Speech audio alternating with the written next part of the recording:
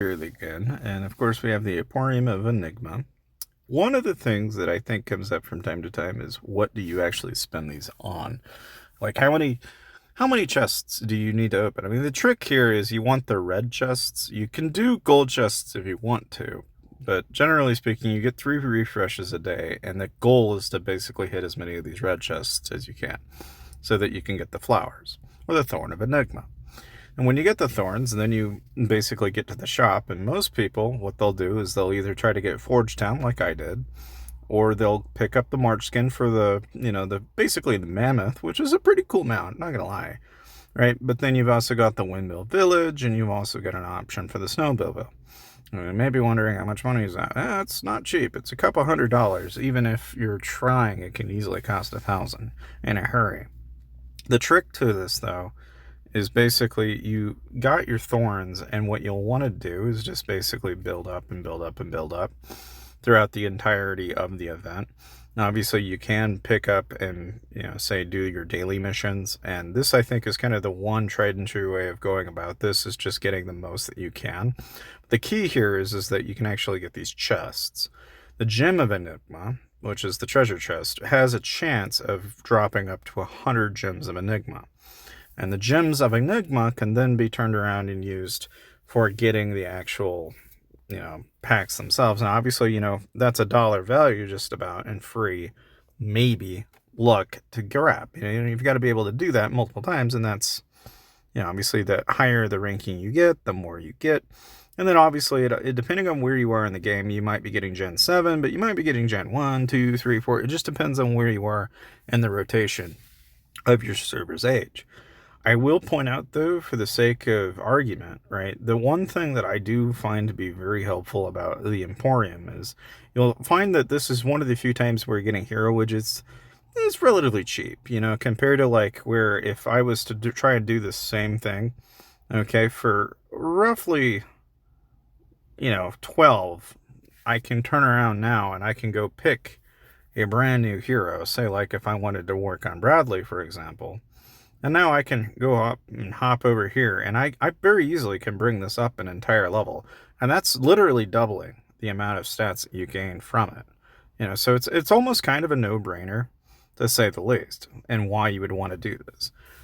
So then you get yourself a good chunk of stats that you wouldn't have gotten otherwise. And then to add insult to injury, if you just continuously go through Emporium for those specific pieces, then you're going to get yourself that much further along.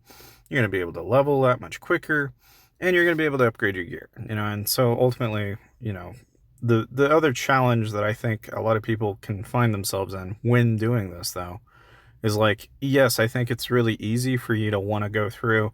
Now, like, the reason why I was doing this is because we're in the middle of State of Power, so I'm getting points for doing that. Now, obviously, you don't want to spend these if you're not in the middle of an event, but again, the key is making sure that whenever you do spend them, you're actually going to get rewarded for using it. And I always rail against that a lot. I know a lot of people are, they tend to forget it. It's one of those things that you don't want to forget, though. But that said, right?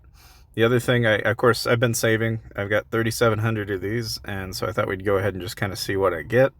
But of course, King of Spring is another thing that is going on right now. So if you upgrade your chief gear, in my particular case, it's kind of difficult to upgrade chief gear, I'm not going to lie.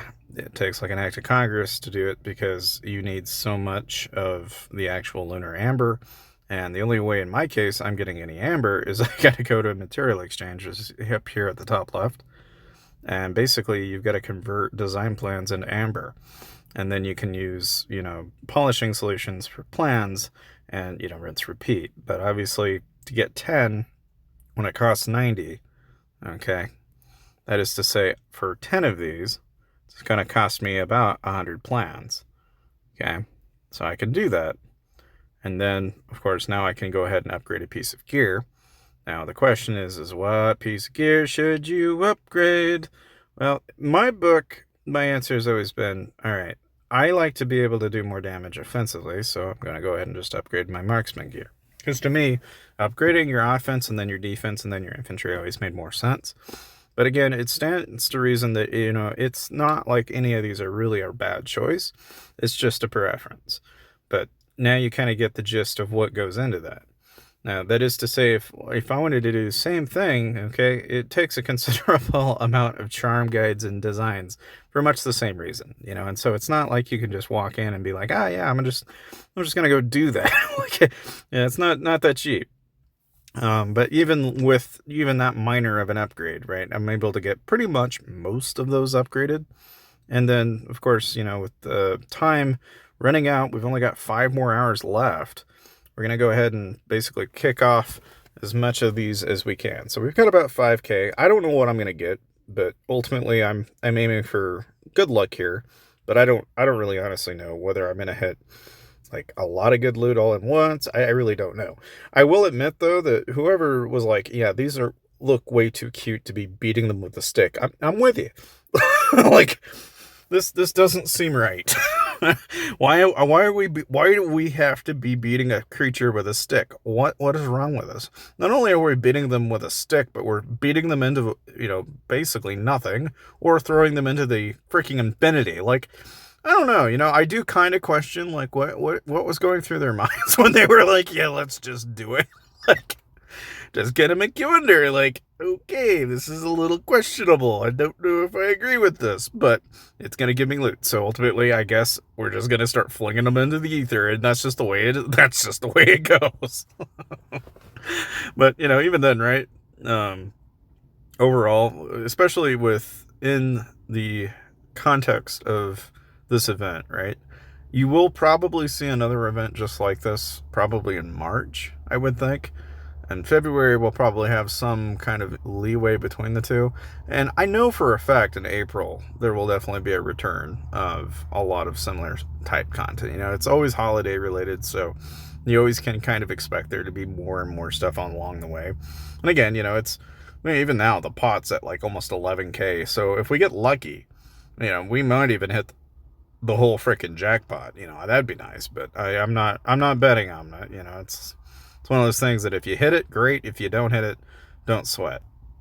Obviously, if you guys have been following my advice for any length of time, though, you always want to go till about 300, and then at the very end of the event, like it is today, burn all of your tokens and get everything you can possible out of it.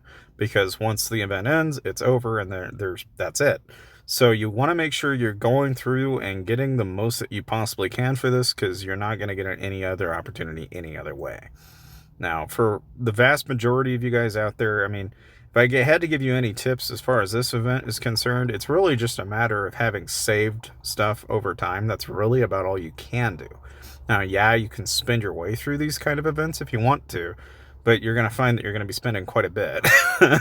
And so I think for the vast majority of people that I've been playing with over the last couple of months, we usually don't spend. We just kind of sit back and we just kind of enjoy the game, and I think it's a prevailing conversation that is often had. It's like there's obviously two groups of people that play this game. It's those that are going out and attacking and burning their wallet, playing and defeating other players, and then there's the other half of us that just kind of enjoy the PvE element and the friends and just getting to talk and just kind of enjoy the game for what it is. And I think that's ultimately where you'll find that it can be kind of self-destructive, in the environment of going into it competitively, because again, you're going to be dealing with players that are what I describe as wallet warriors. You're basically weighing a play to win game, so it's whoever's wallet's bigger.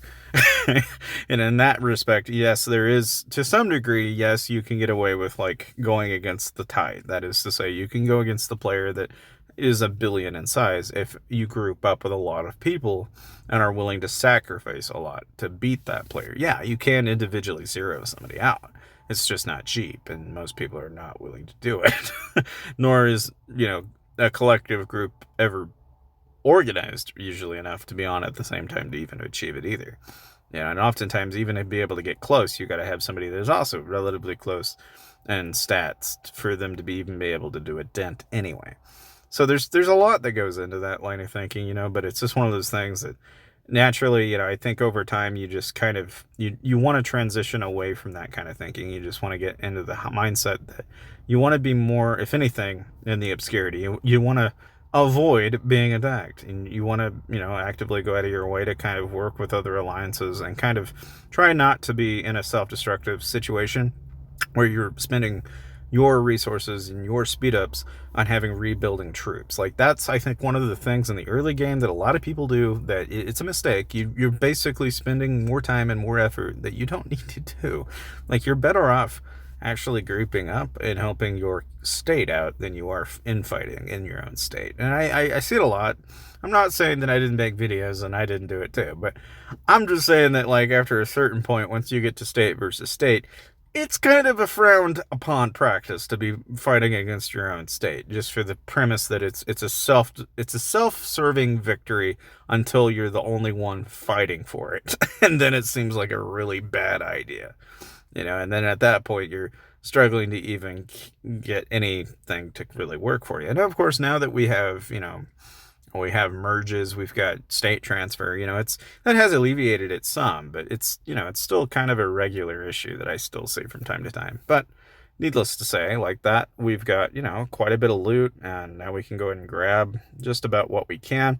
Obviously, if you're willing to spend for the extra amount, you can get the extra items too. It's really not too bad if you're even like a mid-rally lead. Obviously everybody mid-rally lead will pick up the gold, but otherwise, about the only thing that you can really seem to find any value in is probably in Cassia's Wish House, if you had taken advantage of it while it was going on. And obviously there will be plenty of items in here. Big thing for me is mithril, all the way through. You get as much mithril as you can, because mithril is kind of hard to get. And that said, you can obviously, if you burn speed ups, gather resources. If you attack beasts, you can get quite a bit as well, and so it's like anything, I didn't go super ham on this event because fortunately I've been kind of tied up, but I'm also saving for the next one, and my mindset is that I'll have so much that it'll blow the socks off of anybody that tries to come close, and so it's just a matter of just getting to that point and having things prepared and making smart decisions along the way that ultimately makes it work out for you in the end. But in any case, hope you guys enjoyed the video, and I'll see you guys next time.